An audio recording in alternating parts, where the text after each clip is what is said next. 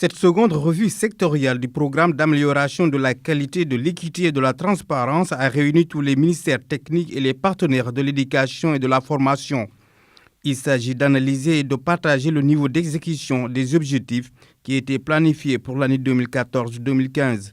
Pour ce qui concerne le sous-secteur de l'enseignement supérieur et de la recherche, des performances significatives ont été notées à travers des indicateurs de résultats plus que rassurants qui reflètent bien les efforts consentis par le département de l'enseignement supérieur et de la recherche pour satisfaire les demandes sans cesse croissantes. Au niveau de la formation professionnelle et technique, sans prétendre faire un bilan exhaustif, nous pouvons affirmer que des avancées importantes ont été enregistrées durant l'année 2014.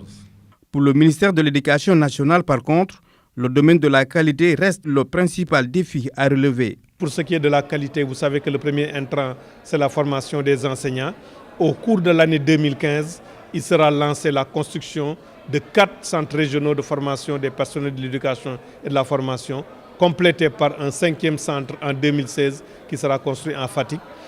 Au titre maintenant aussi de la qualité, en 2015, à la rentrée, il sera injecté 1 400 000 manuels. Concernant l'accès équitable, le gouvernement, dans le cadre du partenariat public-privé, va dérouler un vaste programme de résorption des abris provisoires. Notre pays est en train de construire 200 écoles primaires complètes, comprenant salles de classe, blocs administratifs, blocs d'hygiène et murs de clôture.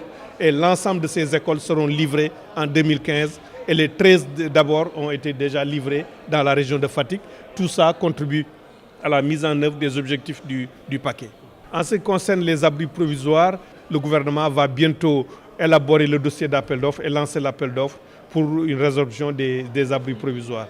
Interpellé sur l'impact de la grève sur le quantum horaire, le ministre de l'Éducation nationale affirme que jusqu'ici, le seuil critique n'est pas encore franchi.